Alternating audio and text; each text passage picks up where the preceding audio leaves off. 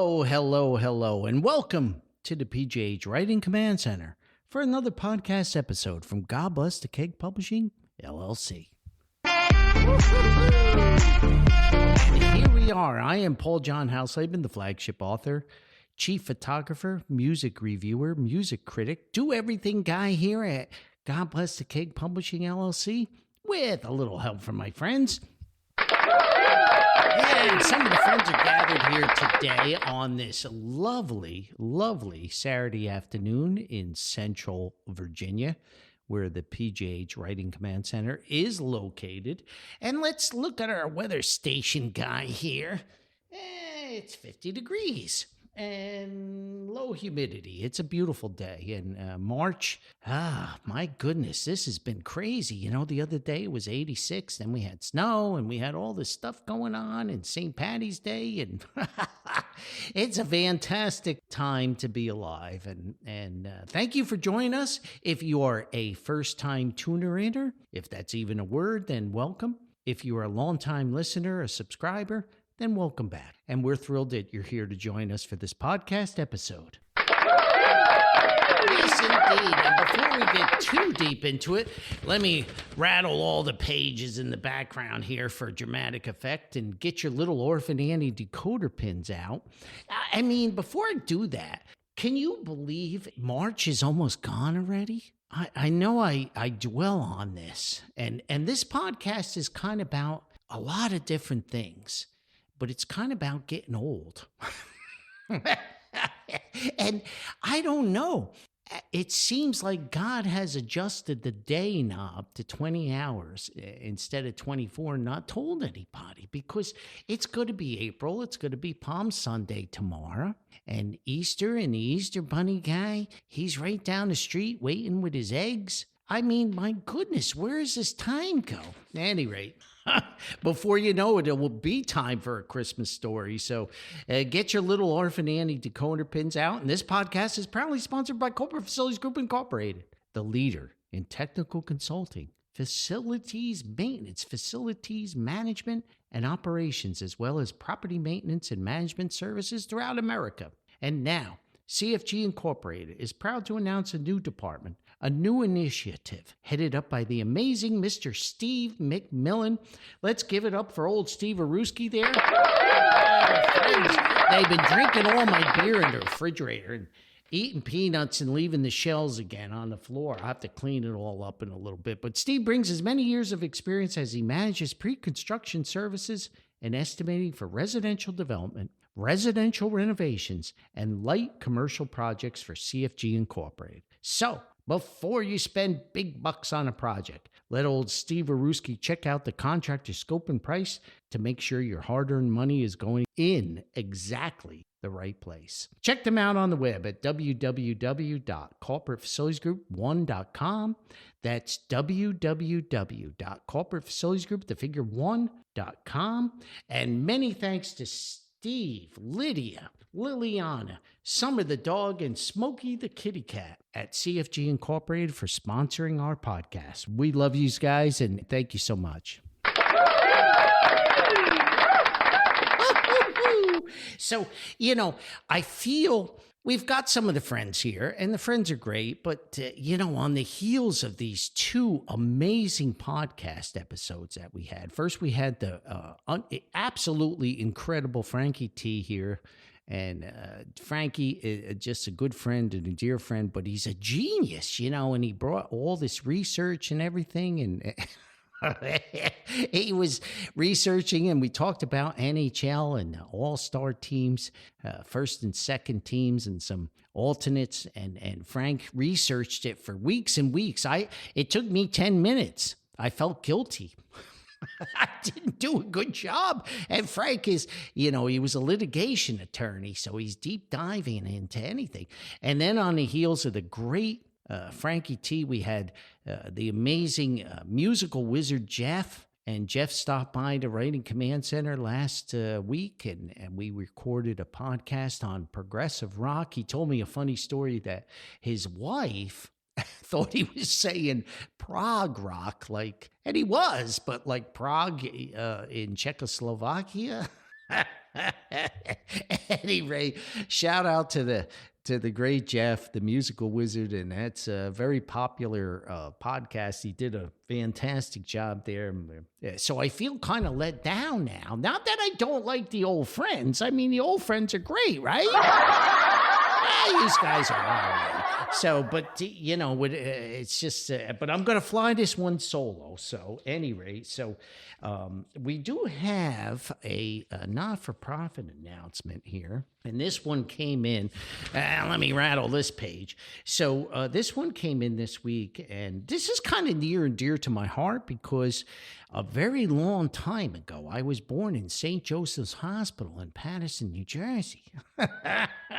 So, an old friend sent this to me, and it's a really great cause. So, St. Joseph's Health Foundation is a healing ministry of the Catholic Church in northern New Jersey, sponsored by the Sisters of Charity of St. Elizabeth. St. Joseph's Health Foundation is committed to provide exceptional quality care which sustains and improves both individual and community health, with a special concern for those who are poor, vulnerable, and underserved. Check them out at www.givetostjosephs.org, 703 Main Street, Paterson, New Jersey. Oh, yeah.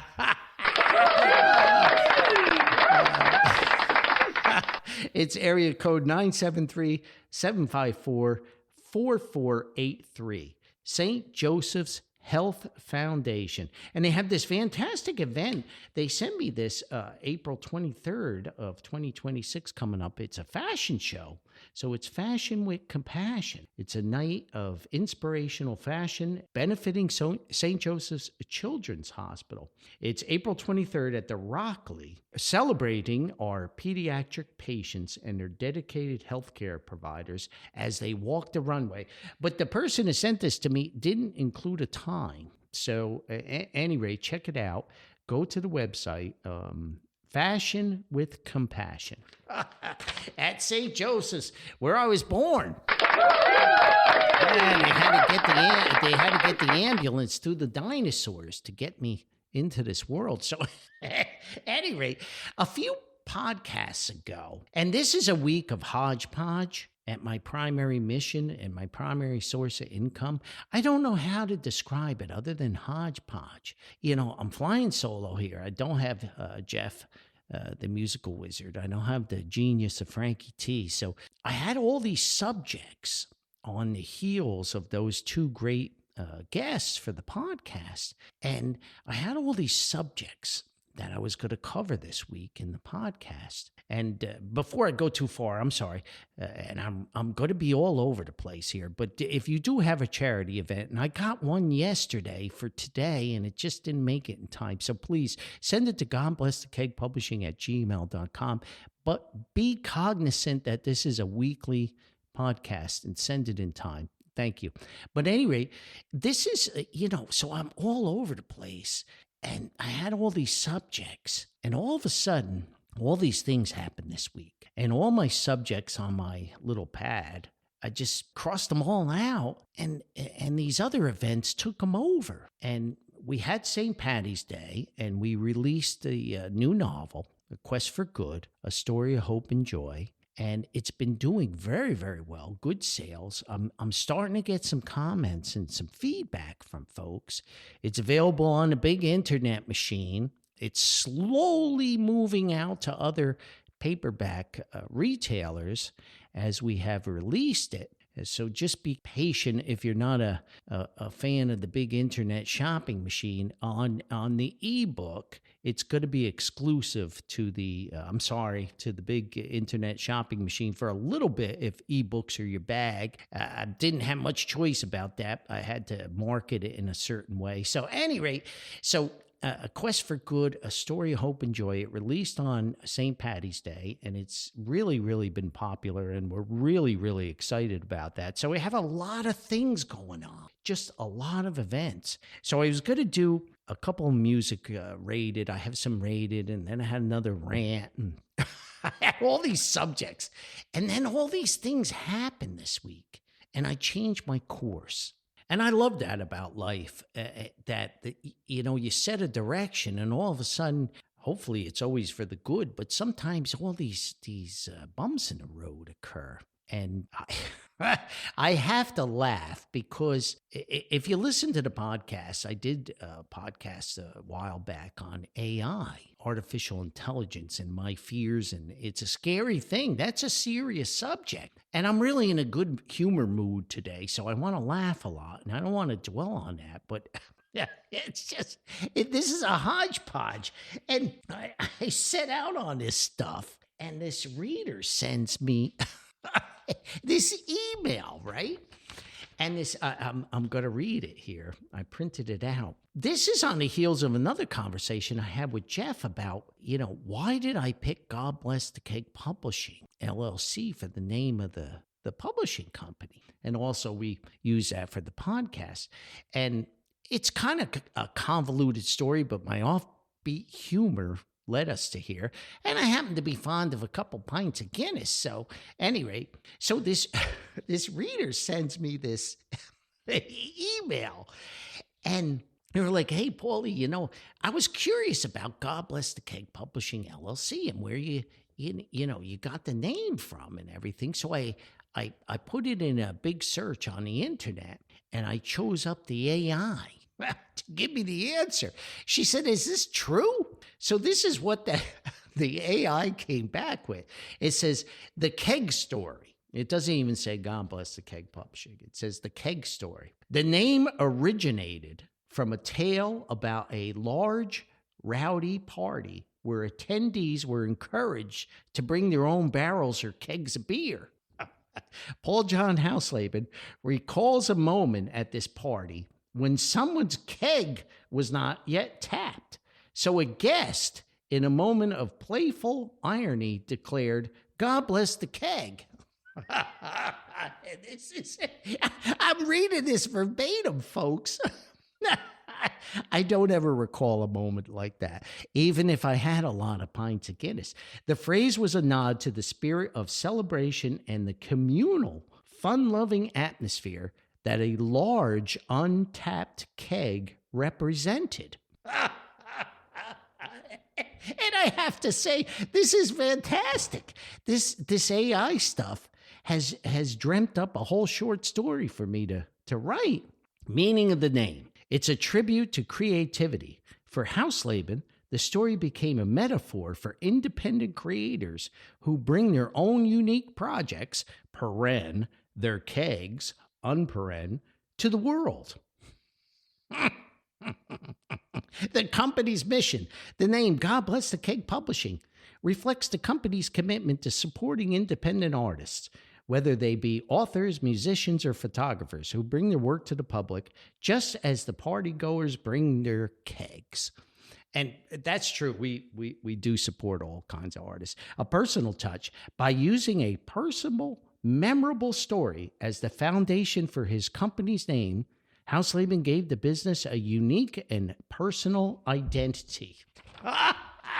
This is fantastic. And I had to say to the reader or the person who emailed me, I hate to disappoint you, but I have no idea where that came from. Other than AI type plucking things out all over the internet of what God Bless the Keg Publishing LLC is all about and what I'm all about. And I just find it fascinating. These AI things are scary, but in many ways it's just humorous too. And then there was another one. I just came across this article where this CEO of this big highfalutin rootin' tootin' company, and I can't tell you who it was because I can't really remember, but it's utterly ridiculous. This headline, and this is going to lead to something, folks, because I promise I'm so Gene Shepherd-like tonight. I'm just wandering all over the place, and I love that. The CEO of this company makes a statement that people should not fear artificial intelligence because most people hate their jobs anyway. So I guess if you lose your job to AI, it doesn't really matter because you hated the job anyway. I guess that's okay when you got bajillions of goo-gobs of money and all this goo-gobs of money sustain you. But when you have to eat and you got to have clothes and you got to put a roof over your head and support your family and do all the things we have to do, you just don't randomly quit jobs and say, oh, well, I'm sorry I lost my job to AI because I hated it anyway. I mean, where does this stuff come from? Where do these guys come up with this stuff? Anyway, some of these articles on the news and the social media and stuff, and that's going to lead me to where I'm going here. It's just ludicrous. I mean, who writes this stuff? AI writes it, and then writers post it or whatever, and they proofread it and touch it up or whatever. It's shameful nonsense. It doesn't matter because you hate your job anyway. What's with that? But anyway, so it's the spring of the year and rebirth and Easter's right around the corner and all these things. And I have to admit, about a week ago, I was feeling a little humdrum and things were catching up to me and my schedule and all the things I had to do. And shout out to the great Amber, who helped me so much with Quest for Good and helped me with putting that novel together. And Amber moved to Florida and she's taking on a new job, just looking for new adventure. And I just love that. It's just like rebirth, spring, flowers are blooming, trees are putting out pollen, everybody's sneezing and coughing. But I was feeling a little humdrum and I was just feeling like, I got all these projects and I can't get to them. And how am I going to organize all this stuff? And I'm not a big scroller on the internet. These articles, we just talked about these silly things. But I did wander across some site and I don't know how I clicked on it. And I'm not a big scroller. I just have social media because I need it for the company and some promotion. I like to put my photography up there and everything, but whatever. I just wandering around one day and this article caught my eye. So I was feeling a little humdrum and I'm getting old and I am old. So the article was, they have these big headlines and there's pop-up banners and 752,000 things that they're selling you. So this article had if you have 6 out of 10 things on this list, then you might as well just like measure yourself for a coffin and you're old and decrepit and ready to croak anyway. So I just went, and that's not what it said, but in essence, that's what it said. So I couldn't resist, I clicked on it. And that was like the kiss of death, literally.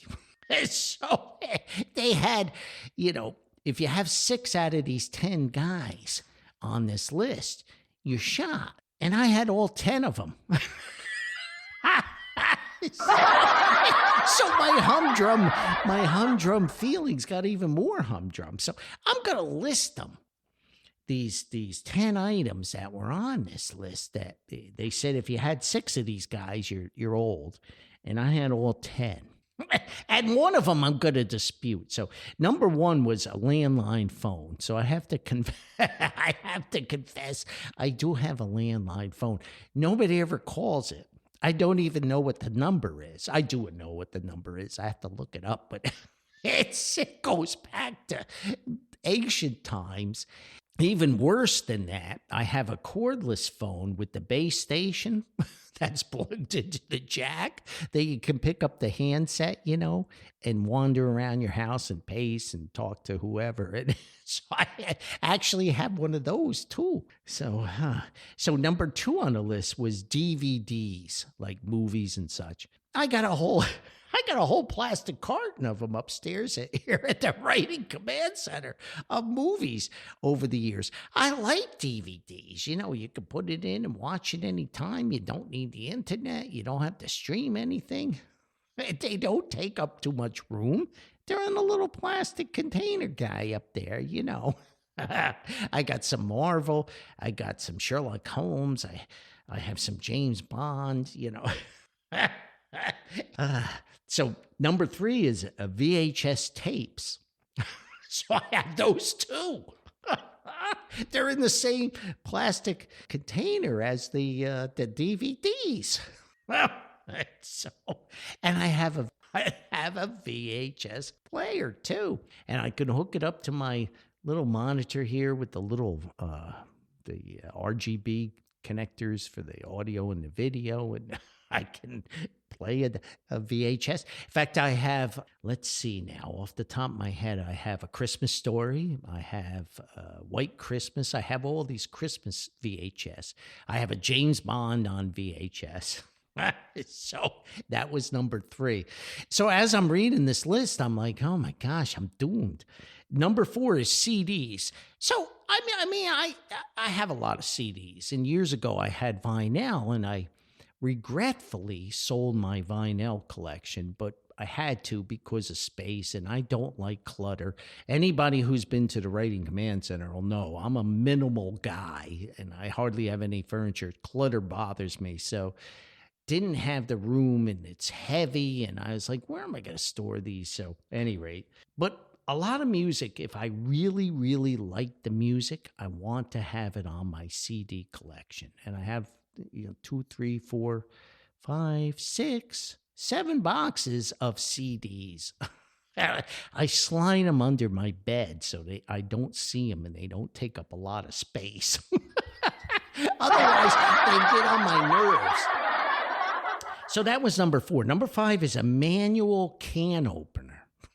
And I have a manual can opener. I don't like a lot of clutter. The manual guy, I open the can, I put it back in the drawer. I don't have any counter space. I don't have any electric. What's wrong with the manual can opener?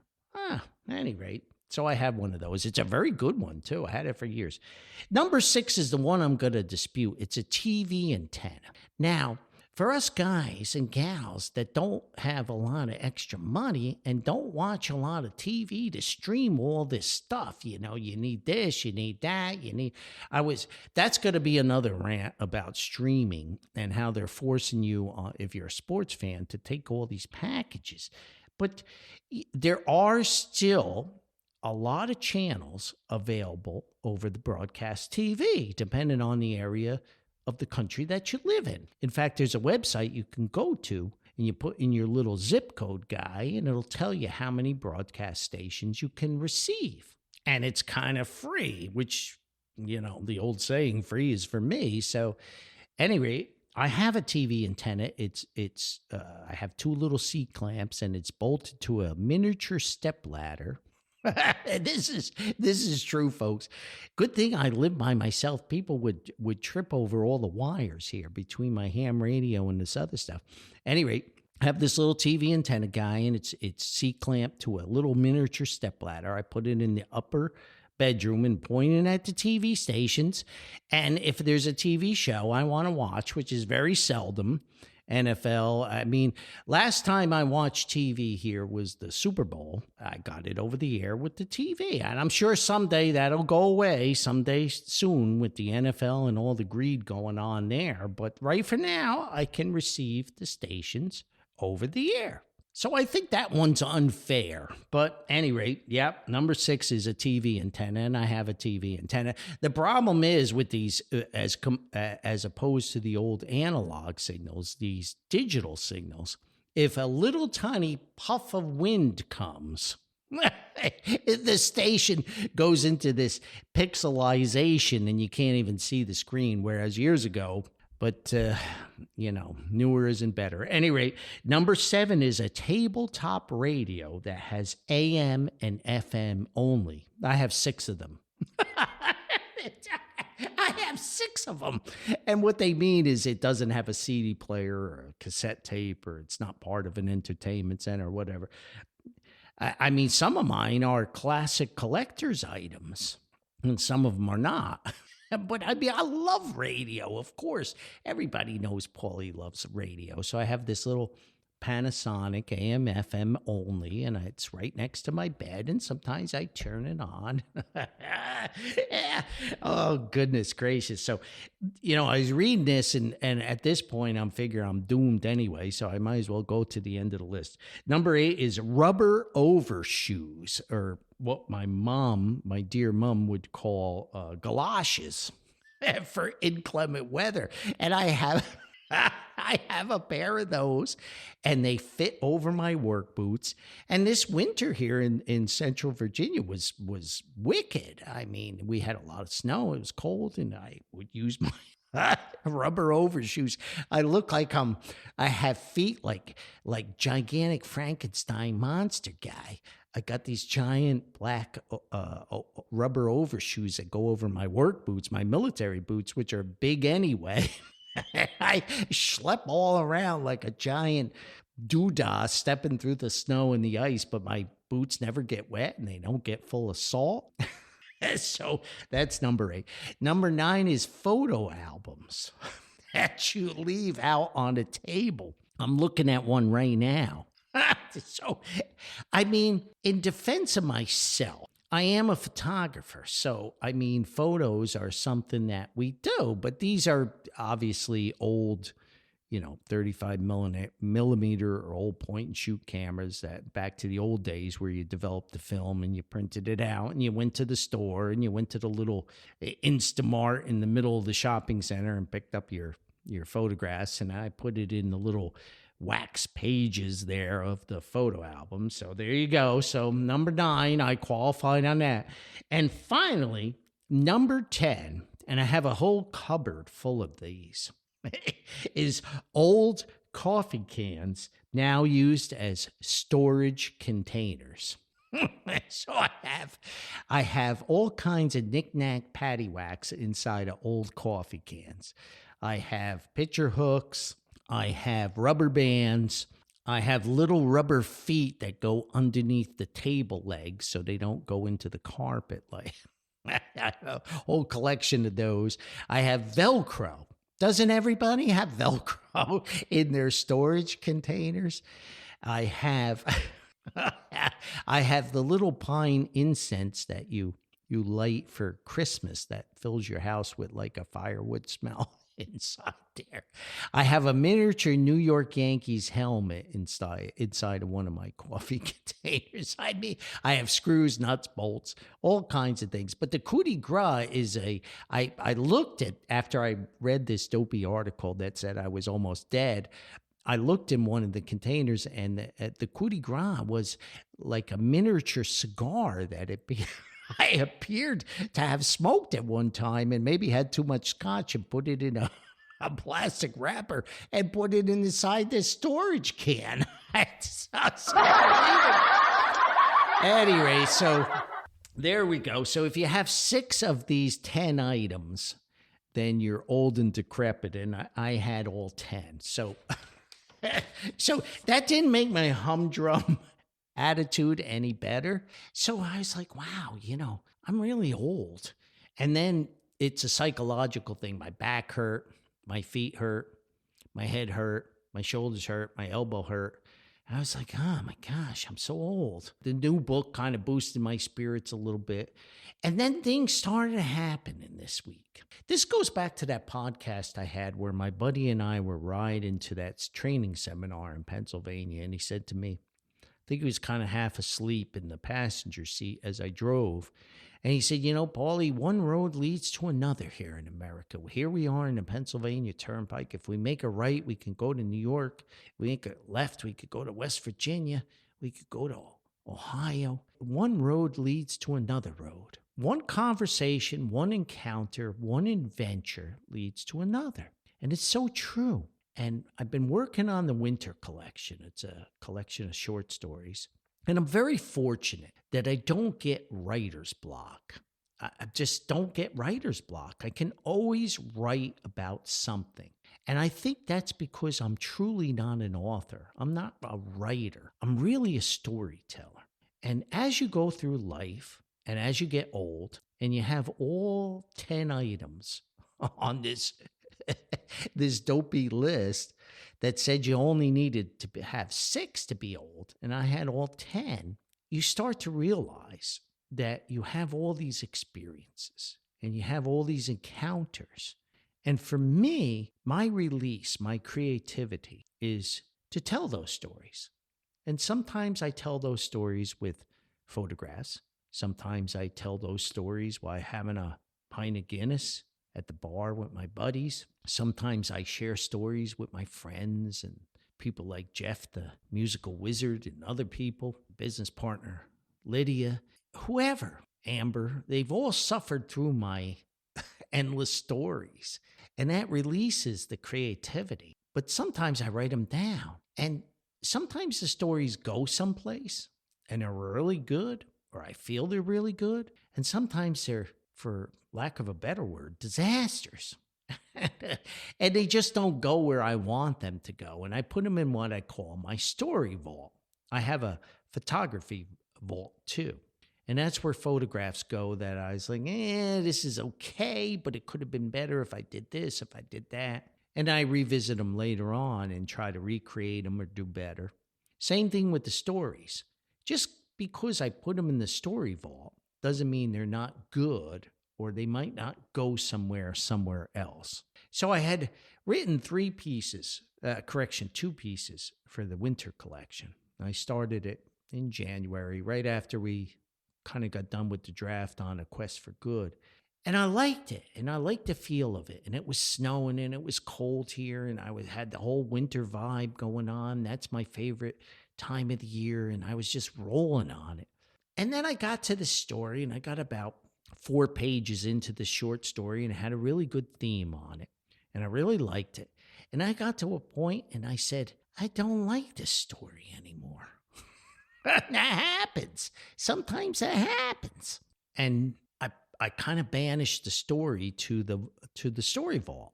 And I thought to myself, well, I'm going to revisit it. And then I had another idea, and I started opening up a different avenue. And just like my buddy said, sometimes in life, one road leads to another. One conversation leads to another. And for me as a writer, a photographer, a creator, I just, go in one direction and I decide to go in another. And there's nothing wrong with that. I mean, I've written 54 books. So if I write anything else after this point, whatever. It's not writer's block. It's just I don't like what I'm writing. And then this week came and all these things started to happen. And in my primary job, I work at a very large building, and some things happened, and I had to stand by. And we provide lobby services, and I'm hanging out there and doing my job. And it was kind of busy one day, and all these things are happening. And I'm feeling old, and my back hurts because I got all 10 items on the list, and my elbow hurts, and I got a little headache going on. And I'm feeling humdrum.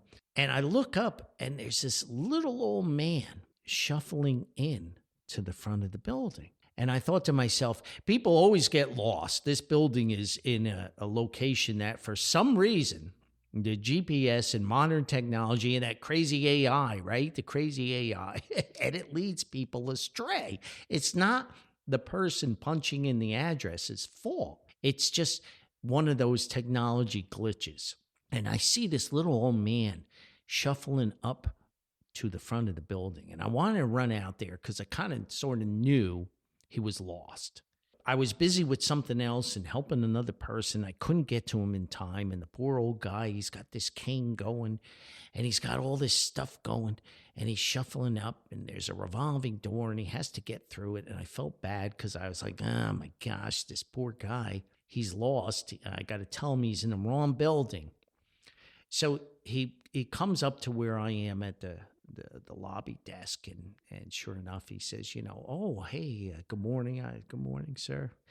He said, I'm looking for Yakety Smackety Building, 123 Sesame Street, blah, blah, blah. I said, oh my gosh, I tried to catch you. I kind of saw you carrying those papers, and I knew you wanted that building, and I'm so sorry because it happens all the time. People get lost. But I couldn't catch you in time because I had this other person. He's like, oh, that's okay. He says, am I lost? I said, yeah, you're lost. So I gave him the directions of how to get where he needed to go. And he got this big smile on his face. And he didn't seem to be adverse or upset with the fact that he just shuffled at a snail's pace with a cane with more pain than I had in my lower back. And his eyes lit up. and he had these beautiful blue eyes and this little wisp of white hair on top of his head. And he said to me, "That's okay, you know." He said, "I appreciate that." He said, "I've been," and sometimes people say stuff to me and it buries into my mind, and I write it down on my little notepad. He says, "I've been lost many times in my life, but somehow I always find my way."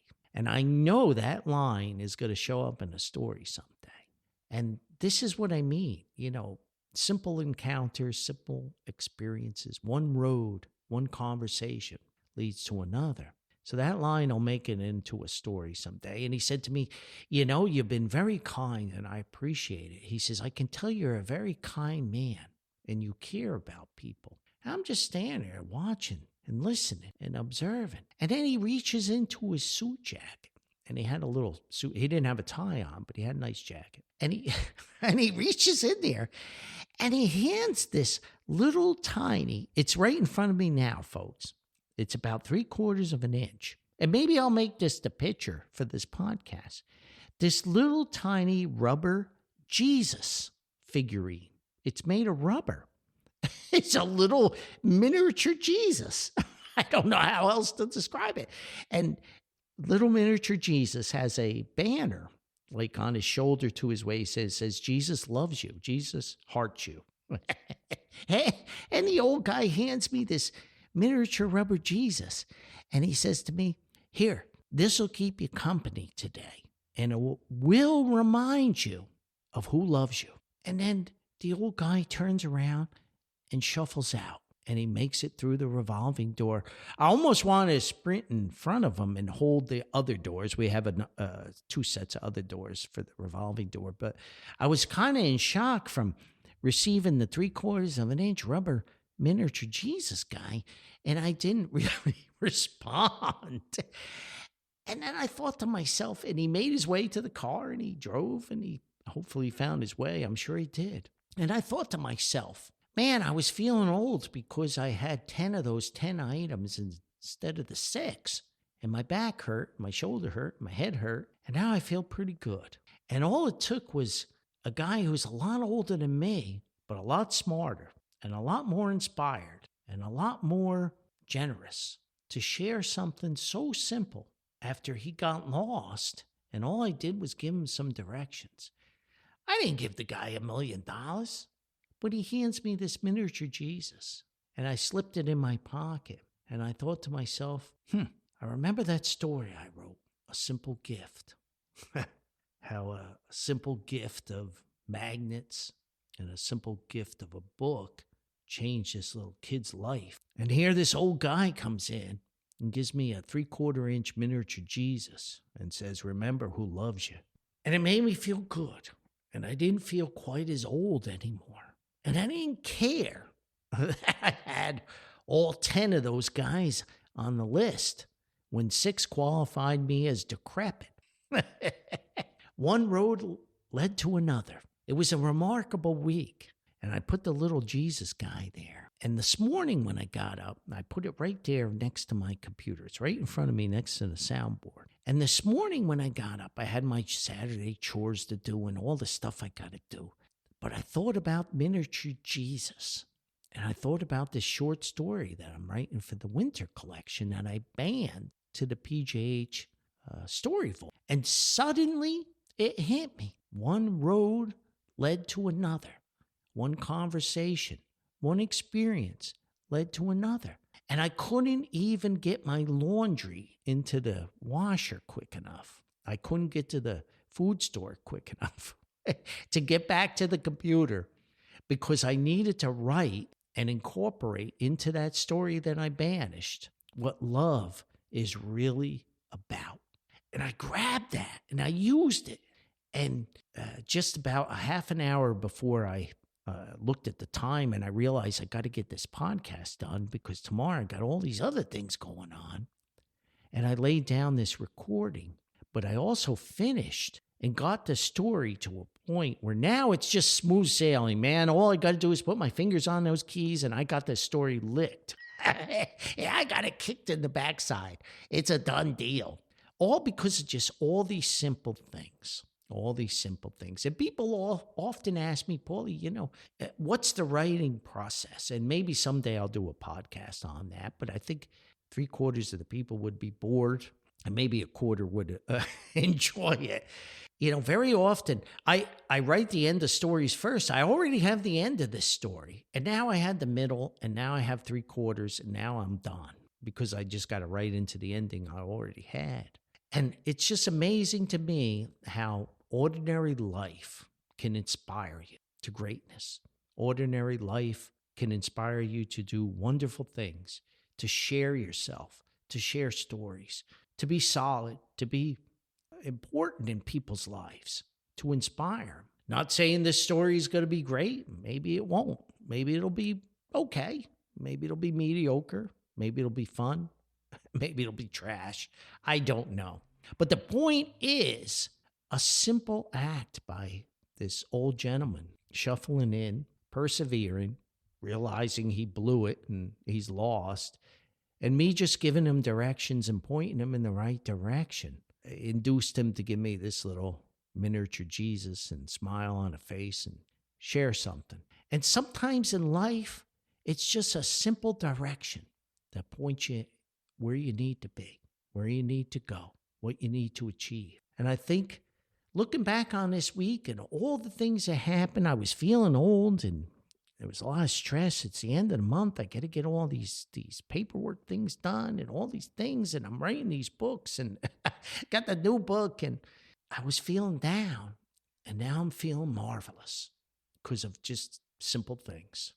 And I think that's the most important things in life. You go out and have $1 million and you can be unhappy.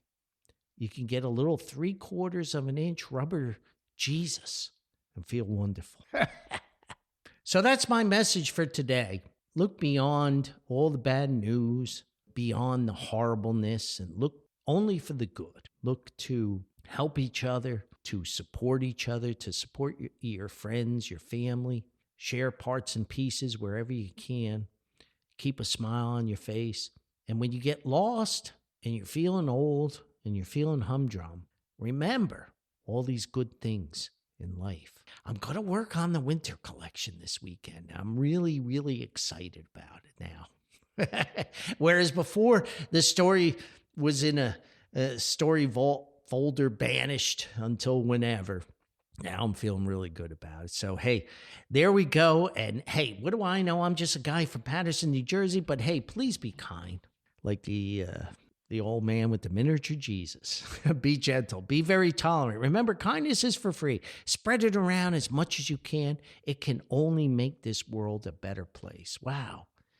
Cool words. So words are so important, and we really thrilled you joined us for this podcast. I hope you enjoyed it. A simple message.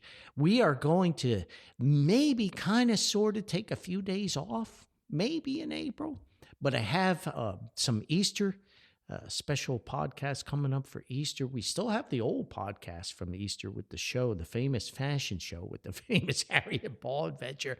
But I do have another Easter story. I'm going to try to dig that up.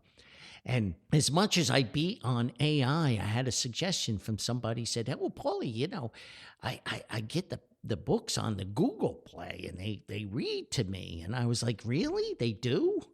And it's got an audio feature. And I don't know if it's AI or if it's just computer generated, but I'm going to check that out. I'm going to check that out and see if I can, people like my dear mom loves when I read the stories, but maybe I'm going to give the old computer generated voice a chance and see what it does with this story. And trying to not be so negative, spin a little positive, right? And I've had so many people, not so many people, but a number of people, several people, I should say, send me these music artists and cuts to listen to, hoping that I would do a rated series on them. And I mentioned 2 or 3 of them, and they haven't made the cut. I got another one, Sabrina Carpenter. She didn't make the cut either. But I am deep diving into Allison Sudol, a.k.a. A Fine Frenzy. And I actually picked up a CD of a release she recently did, and I'm deep diving into her music, making my notes, and I might do a rated series on that. So that keep them coming. Email to God Bless the Cake Publishing LLC. Any suggestions? I'll be happy to listen to this music. Love music, and as my time allows, I will be listening to them. So thanks for joining us on this podcast. Don't feel old. Only feel happy, even if you had 10 of those items on the list like I did. So let me get the friends out of here. Let me clean up all the peanut shells. You guys are amazing. Enjoy the rest of your weekend. And hey, we will see you next time. Thank you so much. Bye-bye for now.